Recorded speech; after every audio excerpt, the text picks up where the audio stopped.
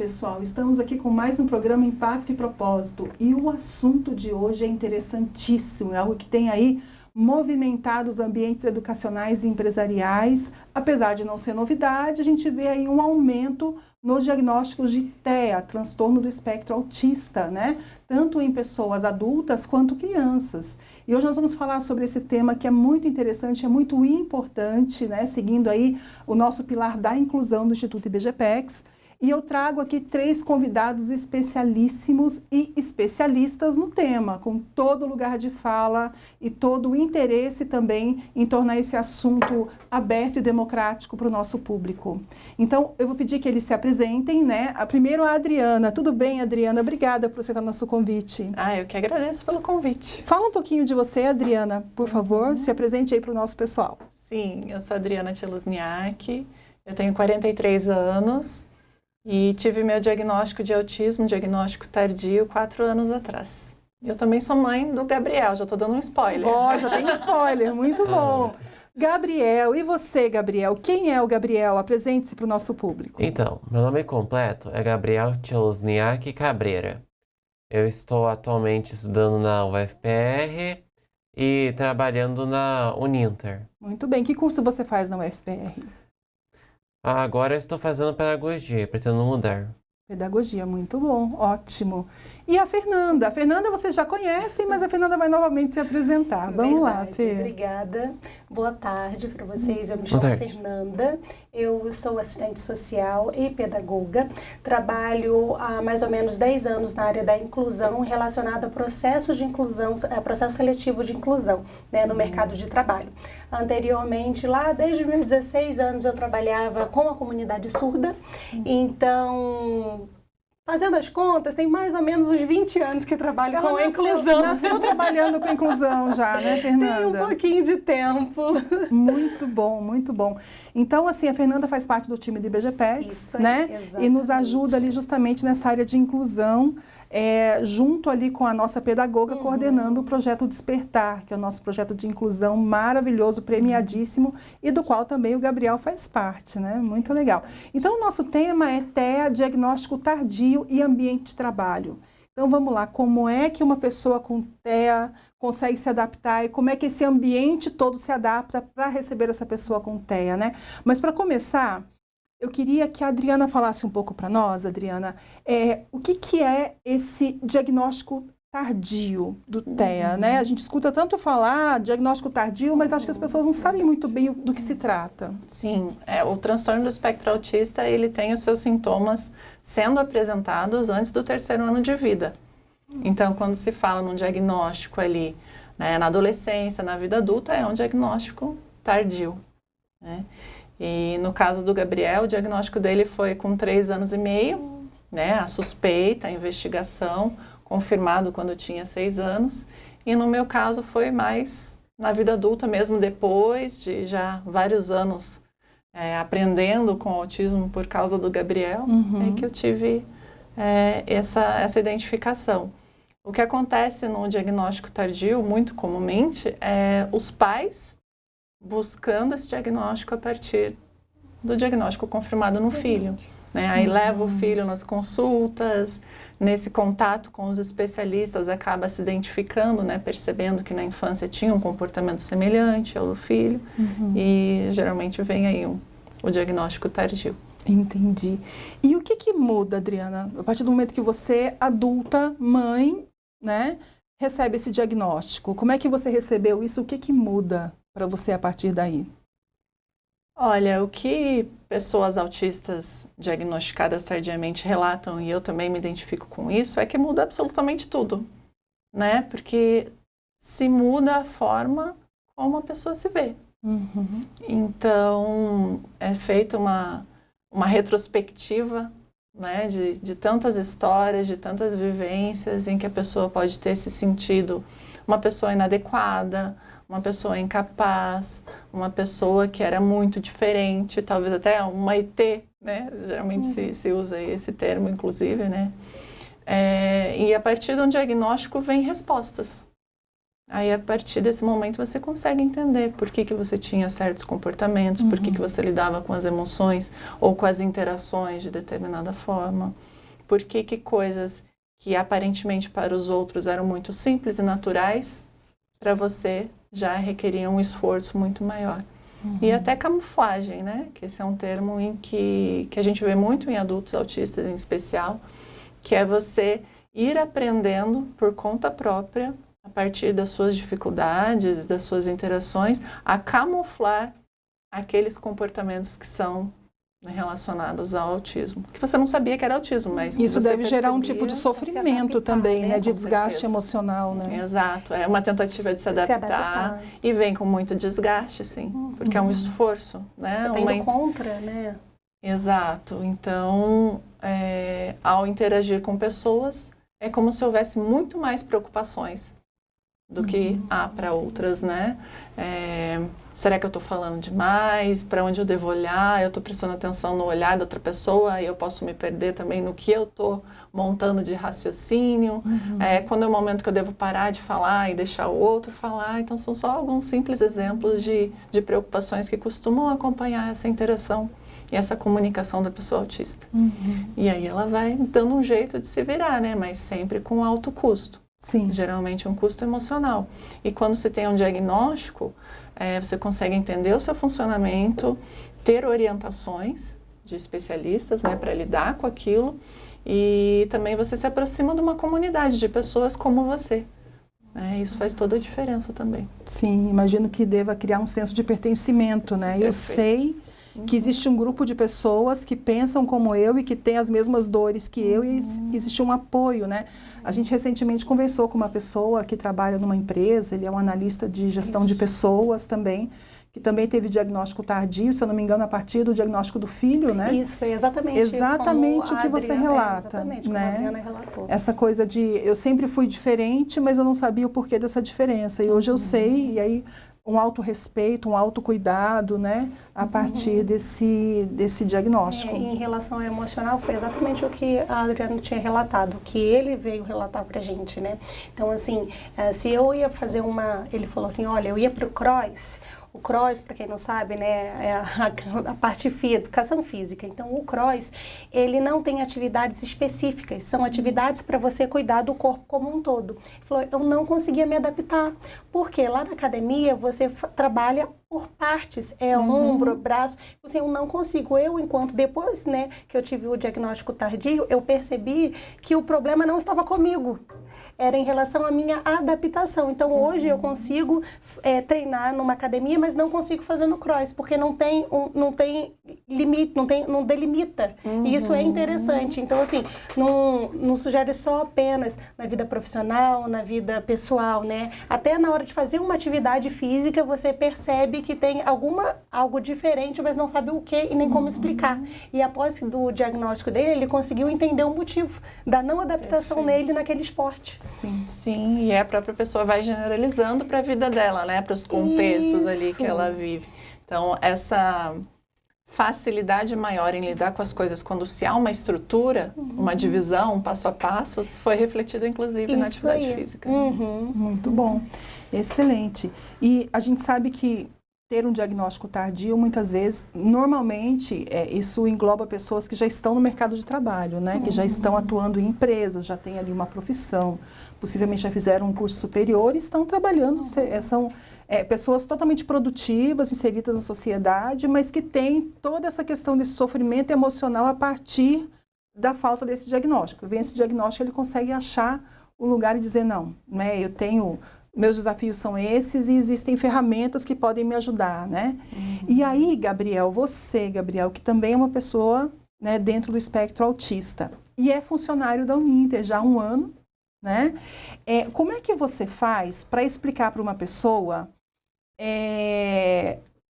quando você precisa de alguma coisa, de alguma situação dentro de sala de aula ou ali no ambiente de trabalho que você está na Uninter no curso Despertar, né? Conta pra gente como é que você faz isso e cita 2 exemplos práticos de situações que você precisou dizer da sua necessidade, falar do que você precisava e as pessoas tiveram que... como é que você explicou para a pessoa isso? Teve um momento de que eu precisava que o professor me explicasse o que eu tinha que fazer para mexer num negócio que envolve PowerPoint, assim. Eu já sou bom em várias coisas no Canva, agora no PowerPoint, parece que lá da Microsoft é diferente. Aí eu precisei de que você passasse a instrução para eu fazer o que está sendo pedido, por exemplo. Então você chamou o professor e pediu que ele te explicasse com mais detalhes, individualmente, para que você pudesse executar a tarefa, foi isso? Parece que teve uma parte que eu não vi ele falando, que era só ele falar essa parte que eu poderia resolver isso. Entendi. Muito bom, muito bom. E a partir disso você conseguiu, então, desenvolver a sua atividade normalmente. Aí outra coisa foi quando eu tinha que falar sobre, você dar um aviso prévio sobre uma viagem que eu faria e que eu faltaria dias lá. E aí você conversou comigo, não foi? E aí É. você explicou sobre a sua viagem, né? Então, assim, você conversou, você dialogou, explicou o que você precisava, né? Então, assim, você negociou, é a parte de negociação. Falou, olha, Fernanda, preciso de tantos dias, vou me ausentar do trabalho, como funciona? Eu fico sem receber esse período? Lembra que a gente conversou sobre? A minha preocupação não era não receber, a minha preocupação era de eu perder o emprego por conta daquela regra que falaram antes, que era sobre não faltar por mais de 15 dias. Isso, exatamente, né? Então a gente conversou, eu te expliquei, você conseguiu entender e você foi para sua viagem, não foi isso? É, isso que E aí aconteceu. você voltou e você continuou normalmente, mas você entendeu o que você conversou comigo, eu entendi o que você precisava e te repassei a informação. E deu tudo certo, né? É, isso mesmo. Isso mesmo. Aí também teve aquela vez que eu nem precisei falar nada, parece que você já sabia que era sobre que a gente ia pra aquele lugar que eu não irei falar qual era. Isso. Mas por quê? Porque antes da sua contratação, ele já tinha me dito que ele precisaria se ausentar por algum período. E ele falou, mas aí eu aceito ser contratado, e mais explicou que você precisaria se ausentar, né? E também deu certo. Agora eu vou falar dos bastidores. Ele estava muito tenso com isso. Né, Gabs? Eu estava bem ansioso, sem saber com quem conversar, o que falar, qual seria a consequência se você ia perder o emprego ou não, né? Por causa da viagem.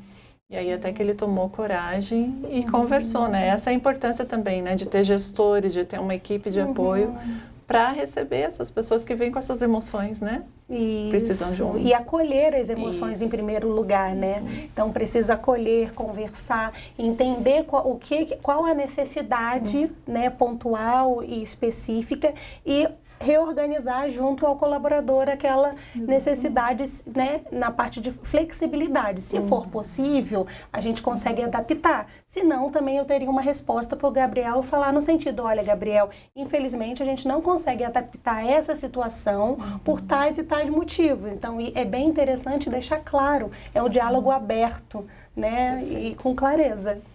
Isso não só na questão das pessoas que estão no transtorno de espectro autista, como qualquer colaborador, né? A gente terem um diálogo aberto, uma conversa aberta é o princípio de um bom relacionamento, né? É verdade. E aí não seria diferente, né? Com as pessoas que estão no transtorno do espectro autista. Então, nada mais é do que uma gestão humana, né? Eu vejo que é humana, que escuta, que se coloca, né, no lugar do outro, empática, né? E que adapta as situações que são adaptáveis para que todo mundo fique bem. Um assunto delicado é sobre a questão de diálogo, quer dizer, de comunicação. Porque tem pessoas que não têm capacidade de dialogar, que realmente não têm a capacidade. E não seria simplesmente por causa da timidez. Tem a ver com a cognição e tudo mais. E aí é necessário fazer uma comunicação que não envolva falas. Exatamente. Então, para além de falas, a gente chama a família para conversar, né? Então, assim, cognitivo, se for surdo, eu trabalho com surdo, então eu sei Libras, né? E aí, a depender, não é só verbalmente, mas a gente pode se comunicar de outras formas para além do verbal, né? Uma curiosidade é que a linguagem de sinais, tipo, por exemplo, na Coreia do Sul, não é a mesma que aqui no Brasil. Isso, exatamente, porque é língua brasileira de sinais. Então, em cada país tem a sua língua, né? A sua língua oficial e as demais línguas. Então, aqui no Brasil é língua brasileira de sinais. Eu estou falando dos sinais mesmo, para representar cada letra. Isso, exatamente, está certíssimo, está certo. E Fernanda, a gente sabe que, né, ouvindo aqui o Gabriel e a Adriana, desses desafios, né, dentro da empresa, do quanto é difícil, às vezes, para a pessoa, não só a pessoa que está no transtorno do espectro autista, mas qualquer outra pessoa chegar para um gestor e pedir uma licença ou negociar alguma situação, isso gera um estresse, né? E esse é somente um dos pontos que podem gerar estresse nesse relacionamento, né? E como é que você avalia o nível de sensibilidade das empresas no geral? Porque a gente sabe que você trabalha também com outras empresas, temos vários projetos no Instituto, inclusive, que trabalha a inclusão da pessoa com deficiência, neurodiversidade, né? Dentro de outras empresas. E desse conhecimento, né, nós tivemos recentemente, você deu um treinamento para aproximadamente quase 30 empresas do ano passado para cá, né, 30 grandes empresas falando sobre inclusão, né? O que você percebe o nível de sensibilidade dessas empresas para acolher as pessoas com deficiência e neurodiversas? É uma pergunta muito interessante, né? Porque como nós estamos no meio, eu em particular percebo o nível de conhecimento e sensibilidade das empresas, né? E aí, quando eu coloco empresas, porque são pessoas, então são pessoas que estão gerindo aquela empresa, então a gente fala sobre pessoas. E dentro dessa ramificação, a gente entende que tem algumas culturas empresariais que conseguem se adaptar ou que têm interesse em buscar conhecimento sobre, mas eu percebo também que tem algumas empresas que ainda encontram-se limitadas por diversos motivos, né? A gente não está aqui para julgar a empresa A, B ou C, mas para entender o porquê dessa divisão. Algumas empresas estão à frente e outras não. E aí eu posso incluir quais são os desafios dessas empresas, o porquê que elas ainda não conseguem entender sobre inclusão, sobre o diagnóstico tardio e absorver esse colaborador e como direcionar esse colaborador no ambiente de trabalho. Então, eu até citei alguns desafios.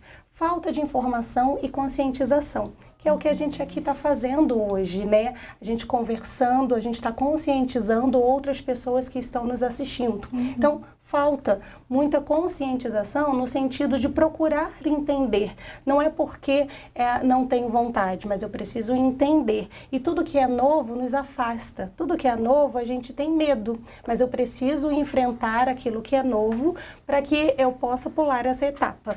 E aí, o outro desafio seria preconceitos e estereotipos. Então, a Rose, ela sempre fala, ela dá esse exemplo clássico.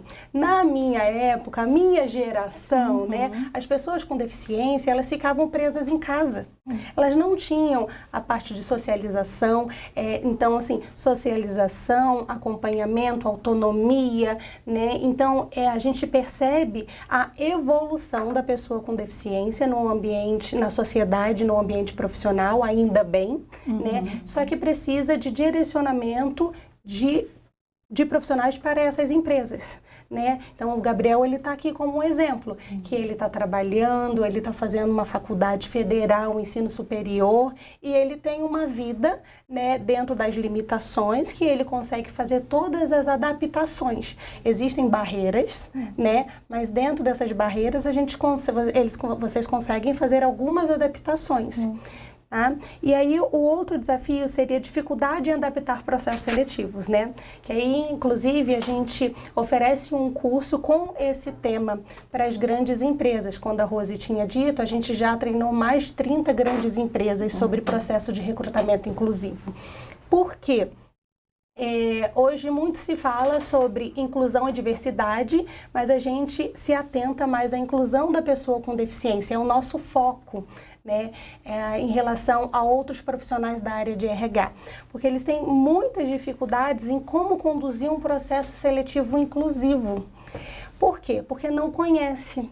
Olha, eu tenho muito medo, eu não sei como falar com aquela pessoa, eu não sei se eu posso fazer A, B ou C, né? Então, assim, em primeiro lugar, pergunte como a pessoa gostaria, né, de ser chamado, pergunte como a pessoa se sente melhor nesse processo. O diálogo é fundamental, mas como eu não conheço, o que é desconhecido, eu tenho medo de perguntar e entender realmente o que aquela outra pessoa precisa. Independente se é pessoa com deficiência ou não, quando eu pergunto, eu já tenho um direcionamento sobre aquelas situações, né? E o outro desafio seria necessidade de suporte e acompanhamento. Com a correria nas empresas, no dia a dia, e os profissionais não estando preparados para atender as pessoas com deficiência, independente se esteja dentro do espectro autista ou outro tipo de deficiência, precisa-se de um suporte mais próximo, né? Seja para adaptar uma atividade, seja para manter um diálogo mais aberto com aquele colaborador, né? E aí a gente percebe que na correria do dia a dia, há um atropelo nessa situação. Então, a gente precisa parar, sentar, conversar com o gestor direto, conversar com aquele outro colaborador que o acompanha, que acompanha a pessoa com algum tipo de limitação e deficiência e entender, né? Entender no sentido, e agora? Como nós poderemos estar juntos no ambiente de trabalho e o que eu posso fazer para facilitar o seu dia a dia no trabalho? Exatamente. Então, esses seriam grandes desafios que eu percebo quando vou conversar com profissionais de outras empresas. Legal, Fê. E talvez você que está acompanhando a gente aqui, a gente já falou sobre o programa Despertar e você não acompanhou os programas anteriores, então, eu vou pedir para a Bárbara deixar o link do programa em que nós falamos, do programa Despertar, para que você entenda o que é. Mas, basicamente, é um programa que treina, né, pessoas com deficiência para que elas sejam incluídas no mercado de trabalho com toda a dignidade e utilizando todo o potencial dessas pessoas, né? Então, nós temos hoje na Uninter, em treinamento, 25 pessoas com deficiência, neurodiversas, né, ou com deficiência física, que estão sendo treinadas e estão sendo incluídas ao longo desse treinamento, elas são convidadas a serem incluídas em diversas áreas da Uninter, tá? Então, esse é o trabalho que a gente faz ali no programa Despertar e eu convido você a assistir o programa onde nós detalhamos, onde nós falamos ali sobre esse programa Despertar, tá bom? E aí eu quero perguntar para a Adriana, como mãe do Gabriel, né? Eu queria que você falasse para nós o que o programa Despertar, porque ele já falou como ele se porta, como ele aprendeu a negociar dentro do programa, né, para poder pedir, solicitar aquilo que ele precisa, mas você como mãe, olhando o desenvolvimento dele ao longo desse 1 ano que ele está conosco, o que você observa de pontos assim interessantes que a gente poderia avaliar aqui? Eu acho que principalmente uma maturidade, né? Então, vem dessa experiência dele estar participando de diferentes formações dentro desse emprego, interagindo com pessoas diferentes, recebendo as orientações, né, dessa forma tão humana. Então, dá para ver que ele está se sentindo mais maduro e isso é perceptível até nos comportamentos que ele tem, fora do trabalho, inclusive. Né? Então, o Gabriel foi diagnosticado no ano de 2008, e a partir daí eu fui estudar a respeito do autismo, né? E uma das coisas que eu sempre ouvia era que no Brasil estávamos ainda muito focados em ter uma identificação precoce, um encaminhamento para uma intervenção precoce, mas sempre esse olhar muito voltado para os pequenos, né? Para as crianças pequenas e muito pouco voltada para os adultos. Enquanto lá fora havia vários exemplos internacionais demonstrando que se você se preocupa com a empregabilidade, com o desenvolvimento de um adulto autista, isso deveria estar sendo trabalhado desde o final da infância, desde a adolescência, para que quando ele chegasse numa idade em que pudesse trabalhar, de fato, ele não tivesse que aprender tudo do zero. né? Então ele já poderia antes, durante a adolescência, ir aprendendo como é que funciona um ambiente de trabalho com as suas regras, com horário a ser cumprido. Você tem que bater o ponto, você tem que dar satisfações sobre o que você está fazendo. Tem que trabalhar para receber o dinheiro no final do mês. Exatamente. Né? Então você tem essa recompensa, vamos dizer assim, né? Que é essa troca pela sua dedicação. Sim, se você, né? falta, tem um desconto. Exato. Né?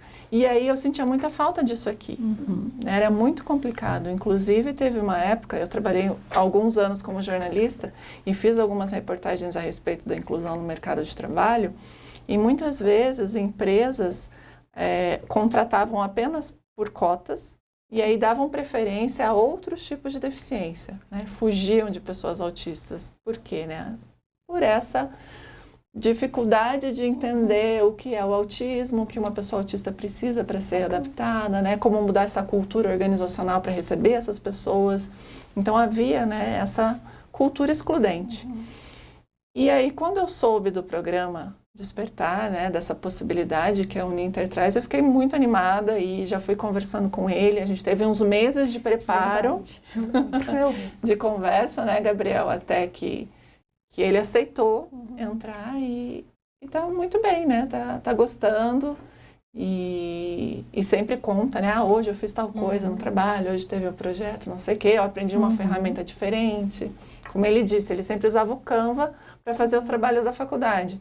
E na Uninter ele aprendeu outros programas. Então, até poderia ter um resultado semelhante, mas era uma ferramenta diferente. Eu gostei muito da vez que deu para que a gente fizemos diferentes materiais. Assim, na verdade, que nós fizemos um kit, na verdade as coisas estão feitas, é só colocar as coisas no kit. E aí nós fizemos 300 kits de materiais escolares que seriam enviados para a Vila Torres. Tem um programa social aí que você participou também. Teve isso. E aí teve um dia que estavam querendo que eu fosse fazer um fórum, acho que o nome é fórum de Google. E aí eu fui abrir... Forms, desculpa. Aí quando eu abri a coisa de fazer forms, eu já consegui aprender sozinho. Já fez o formulário ali. Que antes eu não tinha ideia do que fazer, como criar um forms. Só quando eu abri de fato que deu pra entender de que era bem fácil. Isso é incrível, porque dos autistas que eu acompanho, que estão no mercado de trabalho ou tentando entrar, que tem muitos também que não passam da entrevista, até por essas questões, né, que a Fernanda apresentou, mas eles têm essa dificuldade em chegar já com alguma experiência, em chegar já dominando algumas ferramentas, e geralmente é isso que se cobra, né? Exatamente. Desde o currículo até depois na entrevista. E quando há um programa como esse que se dispõe, né, a formação também, né, esse preparo, isso faz toda a diferença. Infelizmente não é para todos, né, tinha que ter muitas vagas no Brasil todo. A gente está trabalhando aí, buscando inclusive outras empresas que queiram patrocinar outras turmas, né, desse programa, porque o que acontece? A gente escuta muitas empresas falar que não existem pessoas com deficiência para serem contratadas, que eles estão abaixo da cota, porque... E nós aqui na Uninter decidimos, realmente, as pessoas com deficiência, via de regra, têm um baixo nível de escolaridade, têm pouca formação profissional, então nós vamos formá-los. Né? Nós vamos formá-los para que eles possam ser absorvidos pela empresa, e tem dado muito certo. Nós temos pessoas que já saíram do nosso curso, já estão integradas, trabalhando em outras áreas da Uninter, e isso para nós é a nossa razão de viver hoje, né? Porque é o nosso grande propósito ali no Instituto, porque a gente vê de fato que falta oportunidade, né? Porque eles têm muito potencial. Né? Falta que alguém fale, né? Esse é o caminho. E a inclusão é um caminho que precisa ser construído no Brasil. Então, nós estamos aí tentando fazer a nossa parte, né? E se você está nos ouvindo aí, tem uma empresa e quer patrocinar uma turma, entre em contato com a gente, @IBGPEX no Instagram, e saiba, a gente pode mandar para você aí uma proposta para que você seja patrocinador de uma turma de inclusão, tá? E ajudando você também a resolver a questão de cotas aí na sua empresa, de cotas de pessoas com deficiência. Muito bem, gente. E aí eu imagino que existe por parte das empresas, até isso que a Adriana acabou de falar, né, Fer? Uma dificuldade, uma resistência para a contratação dessas pessoas, né? É aquilo que você disse que eu sempre falo, né? De fato, eu estou com mais de 50 já, e na minha geração era comum que pessoas com deficiência, ou pessoas no espectro autista, ou pessoas que fossem diferentes, fossem trancadas em casa e não saíssem, porque as famílias consideravam um absurdo ter uma pessoa, né, diferente na família, né? Graças a Deus isso faz parte do passado, talvez isso ainda aconteça em alguns lugares distantes que a gente não tem conhecimento, mas a gente vê que existe uma evolução enquanto sociedade para a inclusão, um olhar diferente, mais humano para a questão da inclusão. Existe também um desenvolvimento maior das habilidades dessas pessoas também para que elas possam ser incluídas. Tem que haver aí um casamento, né? As duas partes precisam trabalhar para que a inclusão de fato aconteça. Mas existe uma resistência ainda, né, Fernanda, por parte das empresas. E você consegue fazer um diagnóstico, assim, dentro do seu conhecimento, de por que elas resistem, especialmente, a gente falando hoje aqui do TEA, né? Por que existe essa resistência por parte das empresas? Então, eu já tive a oportunidade de falar um pouquinho anteriormente, né? E aí eu vou delimitar novamente, porque para além daquilo que eu já tinha conversado, existem algumas outras possibilidades. Então, eu também listei, né? A falta de informação, como eu já tinha dito. Então, listei sobre falar um pouquinho sobre informar as empresas sobre todo o diagnóstico, como acompanhar essa pessoa com deficiência no setor. E aí coloquei também colaboração e foco em ganhos mútuos. Né? Então, conversar com a empresa e falar, não, você não está cumprindo só uma cota de pessoa com deficiência, você está trabalhando para a inclusão dessa pessoa com deficiência no mercado de trabalho.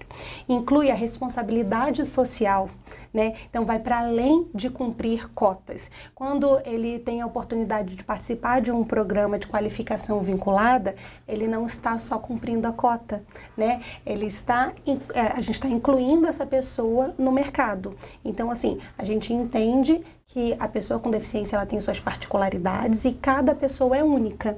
Então, as limitações que o Gabriel apresenta para a gente é diferente da limitação da Maria. E ela está no mesmo programa de aprendizagem. Eles estão juntos. E aí a gente consegue trabalhar a particularidade e daquela pessoa com deficiência.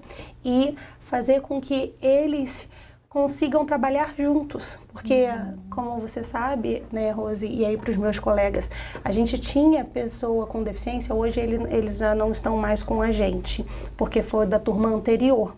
Eles entraram, eles não conseguiam conversar, não conseguiam apresentar uma atividade. E aí eles foram ganhando confiança, porque a principal palavra é confiança, é você confiar naquela pessoa que está acompanhando você, né? Então, às vezes eles não falam não só por timidez, como o Gabriel tinha relatado anteriormente, pode ser por alguma atividade específica para além da timidez. Mas quando ele tem a confiança, ele vai falar do modo dele, ele vai ter algum tipo de sinal de linguagem, eu não estou falando de surdo, né? Aí eu estou falando só de como se expressar, que é totalmente diferente da língua. Então, como ele vai se expressar para aquela pessoa que está junto. Então, eu posso me expressar através da fala, através do tato. A gente tem um colaborador lá que ele se expressa, ele faz assim, ele olha o seu crachá, ele olha, é você, e coloca no lugar. Né, Gabriel? Lembra quem é? Aí ele olha o seu crachá, olha para o seu rosto e guarda. É uma forma de se expressar. Ele não consegue verbalizar, mas ele encosta, ele fala, ele olha o seu crachá. É uma forma diferente para a gente, mas para ele é uma forma normal e natural de tratar a comunicação. Então, assim, isso entra como ganhos mútuos. Educar no sentido de conversar, orientar sobre a pessoa do espectro do transtorno autista em adultos. E aí a gente já comentou sobre também, né? Falar sobre talentos, habilidades e neurodiversidade. Falar muito com empatia, ouvir o que a outra pessoa, inclusive a empresa, ouvir o que a empresa necessita. Isso é muito importante também. Mostrar soluções práticas e de baixo custo. O que significa soluções práticas e de baixo custo? Você fazer uma adaptação, né, no horário daquela pessoa, fazer uma adaptação, se possível, né, trabalho presencial, há possibilidade de trabalhar home office por causa dos estímulos visuais também, né, o ruído. Então a gente precisa, isso são adaptações de baixo custo e possível, né? A gente entende que, a depender do ambiente de trabalho, algumas adaptações são possíveis e outras não. E buscar alguém, né, um profissional, que seja um terapeuta, né? Verdade. Ou uma pessoa especialista como a Fernanda também, que esse é um trabalho que nós também fazemos ali no Instituto, para entender esse ambiente, né? Conversar com essa pessoa, com esse gestor, para adaptar esse ambiente. Porque às vezes a empresa, não por falta de vontade, mas por falta de conhecimento técnico mesmo, não vai conseguir entender e ter a sensibilidade para fazer as adaptações que essa pessoa precisa. Né? E às vezes é uma coisa tão simples, é um abafador. Né? Às vezes é um adaptador para a pessoa segurar a caneta de uma forma diferente. Né? E com um diagnóstico tardio, pode ser que nem a própria pessoa saiba qual é a necessidade dela, porque como ela não teve essa experiência anteriormente, ela também fala, olha, não sei o que fazer, eu preciso de um profissional como um TO que possa me ajudar a entender quais são as minhas necessidades para esse momento. Também é possível, né? Sim, sim. E Adriana, o que você...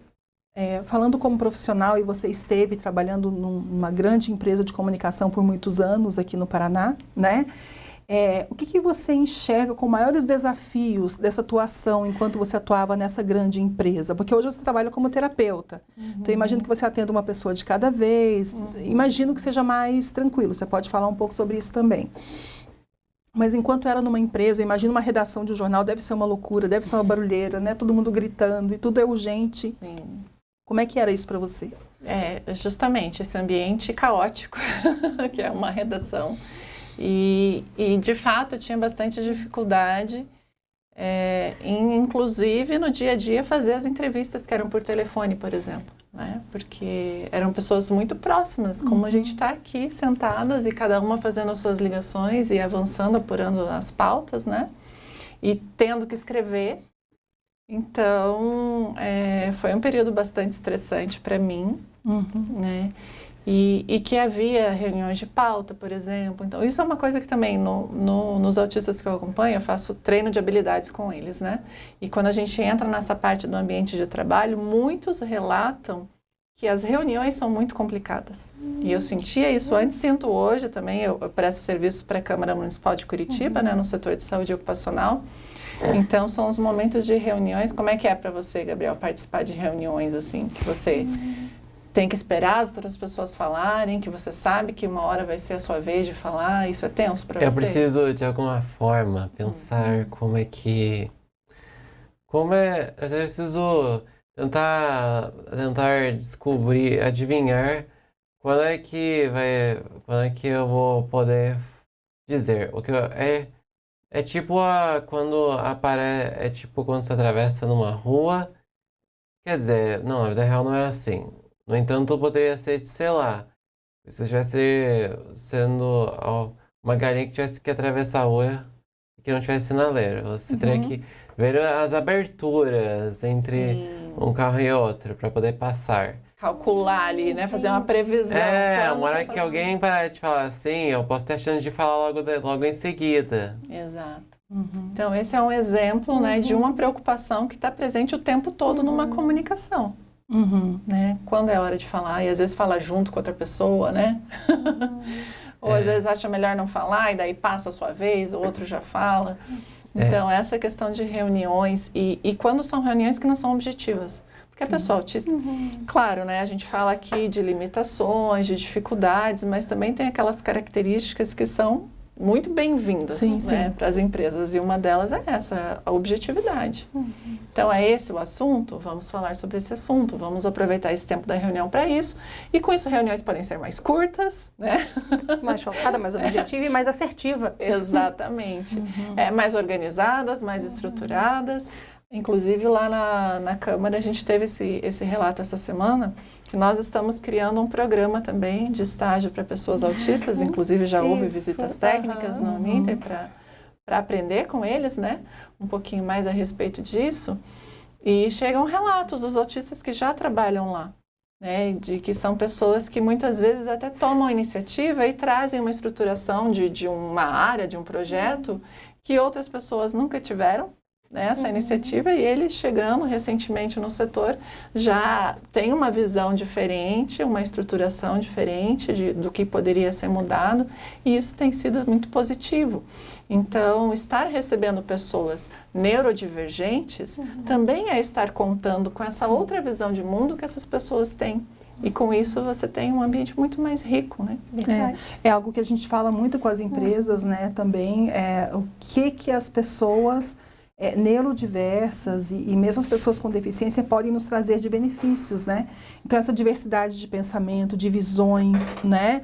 Elas enxergam o mundo, como você disse, de uma forma muito mais objetiva. Às vezes, uma solução que a gente ficaria um tempão ali pensando, para ele é muito lógico, é muito, né? Tá na frente dele ali, ele só... Então, de fato, é algo bem interessante, né? E o Gabriel, eu imagino que ali, dentro do programa Despertar, trabalhou também em equipe, né? Fez alguns trabalhos em equipe. Aconteceu. Ali, tipo, né? aquela vez sobre o Forms. Acontece que... Não é Forms mesmo, verdade. Bem, acontece que... Eu não lembro quem exatamente escolheu que eu ia ficar com a parte de criar o Forms. E aí eu tava tipo nervoso, porque eu nunca cheguei a mexer na vida, a criação de um Forms. E aí só bastou eu abrir que deu pra entender tudo, assim, tudo mais, sem que alguém me explicasse como fazer. E isso é muito importante também, porque ele está falando de uma autonomia. Exatamente. Né? Então, eu como mãe tenho essa dificuldade. Né? Imagino que muitas mães atípicas também tenham, percebo isso na prática. Até que ponto eu devo protegê-lo e auxiliá-lo, e até que ponto eu tenho que deixar ele sozinho? Até para ele ter a chance de perceber que é capaz de fazer sozinho. E é muito interessante quando você tocou no ponto sobre autonomia, porque eu, enquanto assistente social, trabalho, né, fora, dentro, o pedagógico é a nossa pedagoga, a Pamela, e eu trabalho fora. E é muito interessante quando a gente recebe um colaborador novo e a gente precisa trabalhar com ele sobre autonomia. Então, era uma pessoa, né, que nunca tinha pego um ônibus antes, e aí ele tem que aprender o trajeto para estar no curso, tal horário, porque ele precisa bater o ponto, né, então ele precisa estar naquele horário específico. Então, ele pensa em toda a logística, e aí você imagina na cabeça dele, né, porque tem que ser exatamente. Então, ele pensa na logística de estar lá. Tenho pessoas que tinham dificuldade no sentido de social, de se comunicar. E hoje elas conseguem dizer o que querem, o que precisam, né? Marcam de sair, de ir numa pizzaria, marcam de ir no shopping. Eu já fui em alguns programas. Então, isso é muito interessante ver a evolução em relação à autonomia dessas pessoas lá no curso. E o depoimento que a gente teve também daquele colaborador de 2 turmas atrás, que no final, na formatura, ele falou: hoje eu sei que existe um lugar no mundo para mim. É muito forte, né? Porque ele é muito forte, a gente nunca esquece dessa frase dele, porque ele se sentia deslocado, né? E foi no ambiente de trabalho, no ambiente da formação ali profissional, que ele pôde dizer isso espontaneamente. Não, hoje eu sei que tem um lugar no mundo para mim. Tamanho esse deslocamento, né, que ele sentia em relação a tudo que acontecia em volta dele, né? Então, é algo que a gente trabalha fortemente no programa Despertar também, é a questão da autonomia e entendendo que a autonomia também ela vai ser de pessoa para pessoa, né? Eu nunca posso esperar que o Gabriel tenha a mesma autonomia do colega, que tenha a mesma autonomia do outro colega. Cada um vai ter ali o seu limite e assim como nós temos também os nossos limites, né? Verdade. Por exemplo, eu tenho os meus limites, tem lugares que eu tenho medo de dirigir. E não tenho que me faça dirigir naquele lugar, né? É o meu limite, eu vou até aqui. Né? Todos nós temos limites e com as pessoas neurodiversas não seria diferente, porque somos todos pessoas, né? Fundamentalmente somos todos pessoas. Gente, olha só, o papo está tão gostoso que a gente já está ali chegando nos últimos minutos do nosso programa. A Sakura, ela ela disse uma vez, eu acho que a frase foi tipo assim, que ela falou que ela não está mais se comparando com os outros e que ela acha melhor se comparar com o que ela era antes. Perfeito, Gabriel. Quem é a Sakura? Acontece que é algo mais complexo, assim. É uma personagem? Não É é. uma pessoa real? Sim, não, mas só real ela é, sim. ok. É que eu não conheço pessoalmente. Entendi. Só isso. No entanto, tem alguém que eu costumo conversar e se encontrar que se chama Serafim. Que também é uma pessoa Que começa neurodivergente. que começa com a letra S, assim como Sakura. É uma pessoa neurodivergente, psicóloga, autista também. Que legal. Né? Então, é bacana ver essa mudança realmente, Sim. como você trouxe, nessa retrospectiva histórica das pessoas por muito tempo marginalizadas, mas que agora estão tendo essa oportunidade, né? Sim. E que ainda temos que avançar muito, Muito, né? muito. Em oferecer essas oportunidades, em transformar uma cultura que ainda é muito preconceituosa, né? Sim. Para que a gente possa realmente ter essa chance de aproveitar todo esse potencial que as pessoas têm. Com certeza. E sabe que eu digo sempre também que às vezes não é nem preconceito, é medo mesmo, porque as pessoas não sabem como lidar e tem medo de ofender, tem medo de fazer alguma coisa errada, não sabe ser politicamente Acontece. correto. Então, o recado que a gente deixa para todas as pessoas, né, Fernanda, é sempre pergunte. Isso aí. O que eu posso fazer por você? Há alguma coisa que eu possa fazer por você? Como é que eu faço você se sentir à vontade nesse ambiente? E Rose, para te complementar, tá tudo bem se a pessoa falar, não preciso de ajuda. Ok. Não é um momento, né? Então a gente Sim. precisa entender que são escolhas. Ela disse que não precisa de ajuda, você precisa respeitar e não sair e falar assim, aquela pessoa lá disse que não precisava de nada e eu fui tentar ajudar.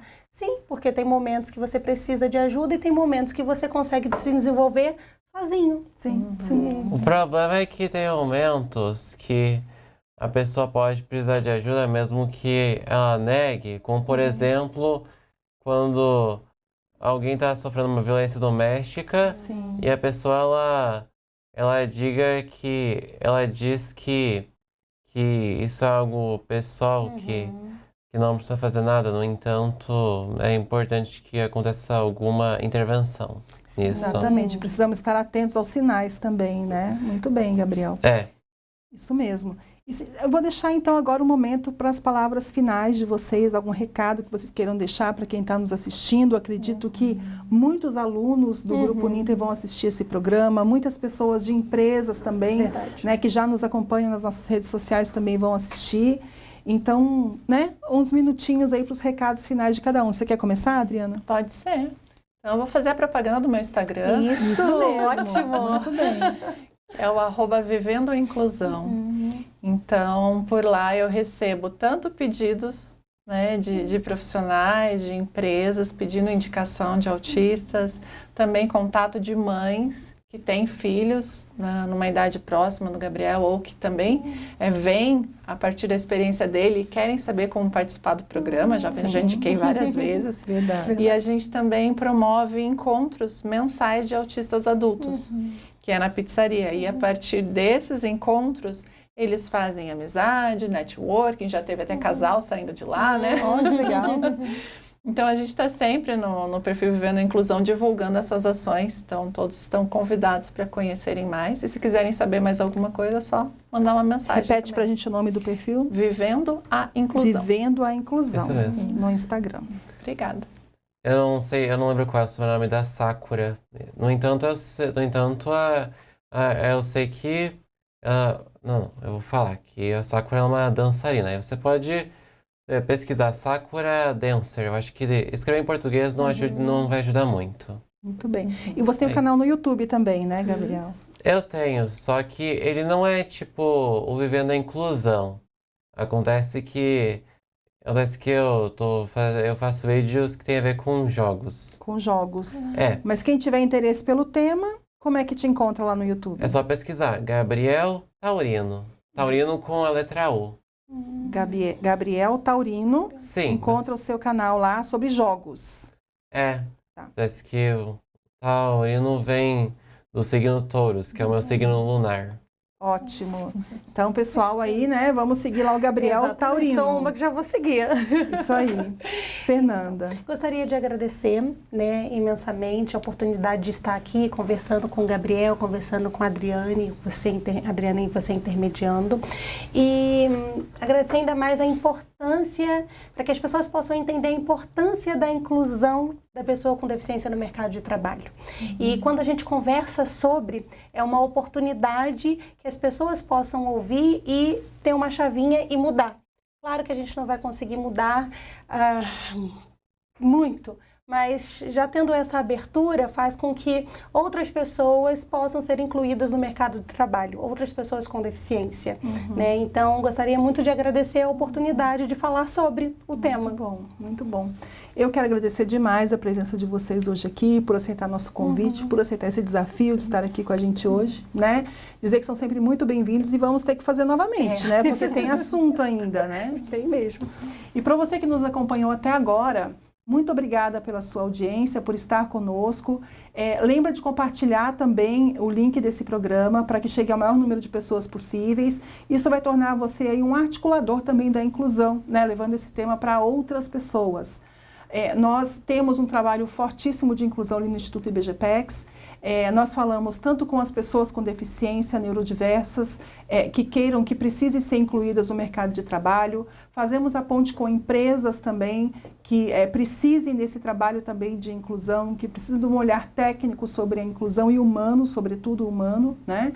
Para que a inclusão aconteça de fato dentro da empresa, né? Falamos também com qualquer pessoa que se interesse pelo tema. Então, se você tem interesse por esse assunto, pode entrar lá no nosso @IBGPEX no Instagram e nós vamos ter o maior prazer em te atender, em tirar aí as suas dúvidas, tá bom? Por enquanto, compartilhe então esse link, clica lá no sininho também para você receber notificações aí da TV Uninter. Muito obrigada por hoje, ficamos por aqui. Até o próximo.